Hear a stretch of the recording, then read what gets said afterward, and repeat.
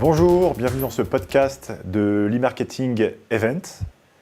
Je m'appelle Franck Parianti, je suis le dirigeant de la société Boîte de Com. Nous allons parler de référencement et comment mettre en place votre stratégie de référencement. Cette vidéo est réalisée par Supinfo et Boîte de Com. Comment être en première page sur Google? Pour être en première page sur Google, il y a deux possibilités. Le référencement payant au clic avec Google AdWords. D'ailleurs, on a réalisé une vidéo pour vous expliquer comment sortir votre carte bleue et pouvoir payer à chaque clic qu'un internaute appuie sur votre annonce pour arriver sur votre site. Donc c'est ce qu'on appelle le référencement payant, qu'on voit souvent en haut et à droite des résultats de recherche de Google. Et la deuxième possibilité, c'est ce qu'on appelle le référencement naturel ou le référencement gratuit.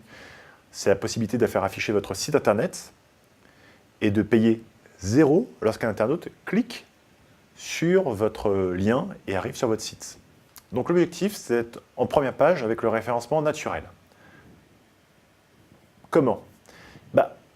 En commençant dès aujourd'hui et en sachant externaliser. Parce que vous ne savez pas tout. Et l'idée, c'est de pouvoir comprendre le référencement, avoir des tableaux de bord et ensuite faire appel à des équipes en interne ou faire appel à des prestataires externes ou le faire par vous-même pour être en première page sur Google. Mais l'objectif, c'est vraiment de pouvoir juste avoir une vision d'ensemble et faire appel à un ou plusieurs prestataires pour pouvoir être en première page et qui vous donnent des tableaux de bord précis. Voilà l'objectif. Et croyez-moi, quand vous êtes en première page avec le référencement naturel, je dirais même première page, première position, c'est bonheur. Vous avez des milliers d'internautes qui vont cliquer sur votre annonce, qui vont arriver sur votre site, qui vont vous commander vos produits et services. Et en coût de publicité, ça vous coûte 0. Voilà le bonheur avec le référencement naturel. Alors, est-ce que vous voulez être un lion? Est-ce que vous voulez être en première page, rugir de plaisir, si vous me le permettez? Ou être un pigeon et puis attendre parmi tous les autres propriétaires de sites que quelqu'un veuille bien daigner venir sur votre site et éventuellement vous appelle. Donc l'objectif, c'est d'avoir un maximum de personnes qui viennent et être vous, le seul propriétaire du site qui est en première page, première position sur Google. Rugissez, ne soyez plus un pigeon. Nous, on a développé une solution qui s'appelle GTO. Et en fait, pour être en première page sur Google, il faut faire plaisir à Google. Et comment faire plaisir à Google? Il faut que vous créez du contenu utile pour l'internaute. Concrètement, un internaute va sur un moteur de recherche. Il tape une question. Si il trouve une réponse pertinente, il ne va plus en poser la question à Google et donc il se dira merci Google, j'ai posé une fois la question, j'ai trouvé la réponse. Google a fait son métier et l'internaute va revenir sur le moteur de recherche Google. Donc Google, son objectif, c'est de fournir le résultat le plus pertinent possible, le plus rapidement possible à un internaute. Donc vous, c'est créer ce résultat pertinent et donc pour cela, il y a 3 choses à mettre en place. 10%, c'est ce qu'on appelle toute la partie technique.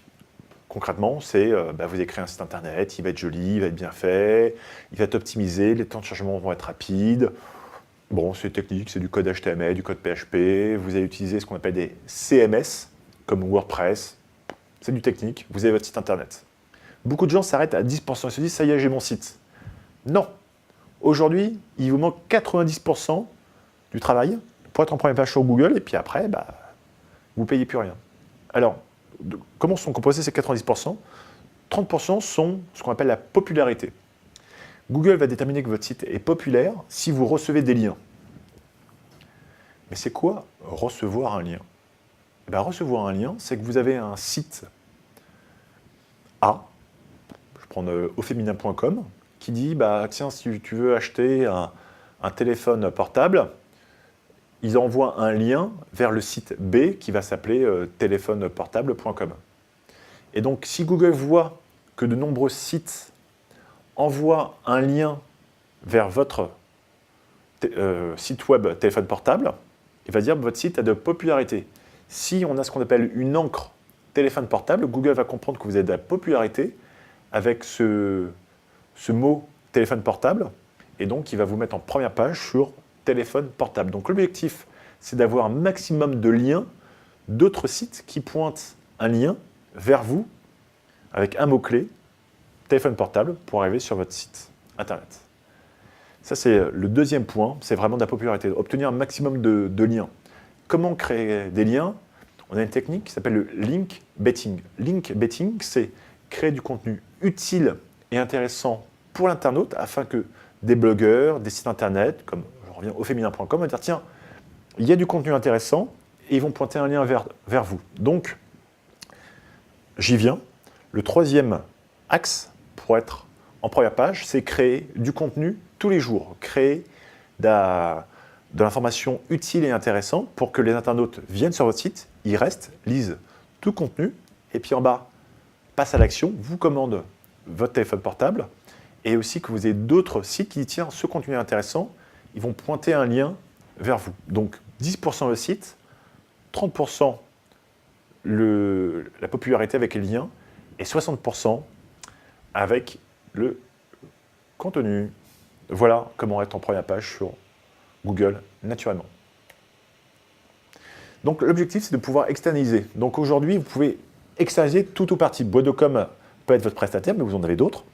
Et donc l'objectif, c'est de pouvoir externaliser votre contenu. Donc si vous avez la fibre d'un auteur, ben, je vous engage à prendre votre plume et pouvoir écrire du contenu qui vous semble utile, parce que vous connaissez vos produits, vous connaissez vos services, et vous allez les écrire tous les jours. Sinon, vous pouvez faire appel à un ou plusieurs partenaires, prestataires, qui vont vous écrire du contenu quotidiennement. Trouvez un prestataire qui va vous aider en termes de référencement naturel et gratuit. Trouvez aussi quelqu'un, si vous le souhaitez, qui va être capable de gérer vos campagnes de référencement AdWords, de référencement payant au clic. Ensuite, il faut développer ce qu'on appelle les réseaux sociaux. Aujourd'hui, on a 3 gros réseaux sociaux qui sont Facebook, tout le monde connaît aujourd'hui. Enfin, tout le monde, tout est relatif, mais beaucoup de gens connaissent et ont un compte. On a Twitter et un troisième réseau social qui a été développé par Google pour concurrencer Facebook et un petit peu Twitter, ça s'appelle Google+, qui a créé des systèmes de communauté avec des cercles. Donc, ce que je vous engage, c'est vraiment créer des comptes sur les réseaux sociaux et puis animer ces réseaux sociaux pour pouvoir interagir avec les internautes, parce que les internautes aiment poser des questions et trouver aussi de l'actualité up-to-date. Parce que concrètement, sur Twitter, on va trouver une information à un instant T qu'on ne trouvera peut-être pas sur un site internet. Donc, développer ces réseaux sociaux, et aujourd'hui, on a ce qu'on appelle une personne qui gère ces réseaux sociaux. C'est un terme, c'est une fonction, ça s'appelle le Community Manager. Donc en fait, c'est une personne qui peut être chargée soit en interne, soit avec un prestataire comme Bois.com, qui va travailler vos réseaux sociaux. Et aujourd'hui, on a de plus en plus de personnes qui sont capables de gérer les réseaux sociaux d'entreprise. Un autre point que vous pouvez forcément externaliser, c'est la création de sites web. Et là, j'ai envie de dire, pourquoi vous arrêtez un site internet? Aujourd'hui, ça coûte 0 pour créer un site internet. Et oui, c'est gratuit. Créer un site internet, il y a des systèmes comme WordPress qui vous permettent de créer un site internet gratuitement.